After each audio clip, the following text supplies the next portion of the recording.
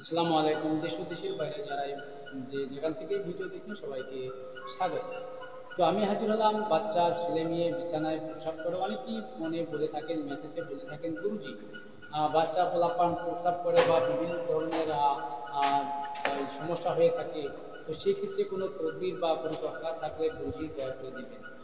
তো তাই আমি আপনাদের সামনে আমি এই প্রক্রিয়া বা যন্ত্র বা নকশা নিয়ে হাজির হলাম। তো আপনারা এইভাবে যদি কাজ করেন অবশ্যই 100% কাজের ফলাফল পাবেন। তো এখানে একটি টটকা মূর্তি বলে দেওয়া হবে এবং যন্ত্র দুটি দেখিয়ে দেওয়া হবে। তো ভিডিও শুরু করার পূর্বে যে সকল দর্শকের চ্যানেল নতুন এখনো সাবস্ক্রাইব করেন, চ্যানেলটি আপনি সাবস্ক্রাইব করে নিন এবং পাশে থাকা বেল আইকনটি যারা সাবস্ক্রাইব করছেন তাদেরকে অসংখ্য ধন্যবাদ। আগাম সতর্ক বার্তা। ভিডিওতে বর্ণিত তন্ত্র মন্ত্র যন্ত্র ও নকশা এবং গাছগাছরা টটকা দ্বারা যে সকল কার্যসিদ্ধির কথা বলা হয়েছে তা না জেনে প্রয়োগের ফলে যদি কোনো ব্যাঘাত ঘটে তার জন্য প্রকাশক এবং চ্যানেল কর্তৃপক্ষ কোনোভাবেই দায়ী থাকবে না। তাই সিদ্ধিগুরুর অনুমতি নিয়ে বুঝে শুনে নিজ দায়িত্বে কাজগুলো করবেন। অন্যায় কাজে ব্যবহার করা সম্পূর্ণ নিষিদ্ধ। তো আমি বেশি কথা না বাড়িয়ে সরাসরি নিয়ে যাব আপনাদেরকে স্ক্রিনে যন্ত্রের দিকে। যন্ত্রটি দেখে নেওয়া যায়। এই যে যন্ত্র দেখতে পাচ্ছেন দুটি যন্ত্র, যেটি আপনারা প্রথম যন্ত্র দেখলেন, এই যন্ত্রটি আপনারা নিচে গলায় বেঁধে দিবেন। আর একটি নিচে যেটা দেখলেন এই তাবিজটি বা এই যন্ত্রটি লিখে আপনারা বালিশের নিচে অথবা বিছানার নিচে যন্ত্রটি রেখে দিন। তাহলেই দেখবেন ওই বাচ্চা আর কখনো বিছানায় প্রসাব করবে না। কিন্তু এর সাথে যে টটকাটি মৌখিক বলে দেওয়া, সেটি হচ্ছে অনেকেই বুড়িয়া বাস বা বড় বাসা চেনেন।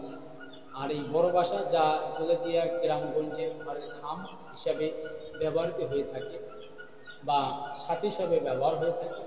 ওই বুড়া বাঁশের নিচ থেকে কিছুটা ইঞ্চিত পরিমাণ চিমটি দিয়ে ইঞ্চিত পরিমাণ মাটি এবং ওই বাঁশঝাড়ের একটি ছোট একটি শিকড় এবং অনেকেই রাই সরষা চিনে থাকে, এই রাই সরষার শিকড়, এই তিনটি দ্রব্য এক জায়গায় করে নেবেন। নিয়ে ওই ছেলে মেয়ে বাচ্চা যেই বিছানায় ঘুমায়, যেই বিছানায় প্রসাব করে, ওই বিছানার সোজা নিচে রেখে দেবে। নিচে রেখে দিয়ে রাত্রি রেখে দেবেন। সকালে অতি নিয়ে শিল পাটায় বা পাথরে ভালো করে স্নান করবেন বা মহিন করে বাটবেন। বেটে আপনারা গঙ্গা জল বা পুষ্করিণীর জল বা নলকূপ বা টিউবওয়েলের জল বা পানি নিয়ে যাদের টিনের ঘর আছে বা যে ধরনেরই হোক, বা তারপরে আপনারা পানি ঢেলে দেবেন। চালের উপরে পানি ঢেলে দেবেন। দেওয়ার পরে পানিটা যখন ঘুরে নিচে আসবে, ওই সঞ্চার নিচে ওই শিশু বাচ্চাকে দাঁড় করিয়ে গোসল করিয়ে দিন। আর গোসল করিয়ে দিয়ে অবশ্যই ভেজা কাপড়ে যেই ওষুধটি আপনি তৈরি করছেন ওই ওষুধটুকু ওই বাচ্চাকে খাইয়ে দেবেন, ভেজা কাপড়ে ভেজা। তাহলে দেখবেন ওই দিন থেকেই বিছানায় প্রসাব করা বন্ধ হয়ে গেছে। তো আশা করি আমার কথাগুলো আপনারা বুঝতে পারছেন। যদিও বুঝতে অসুবিধা হয়ে থাকে, স্ক্রিনে দেওয়া এই হোয়াটসঅ্যাপ নাম্বারে আপনারা যোগাযোগ করে বুঝে নিতে পারবেন।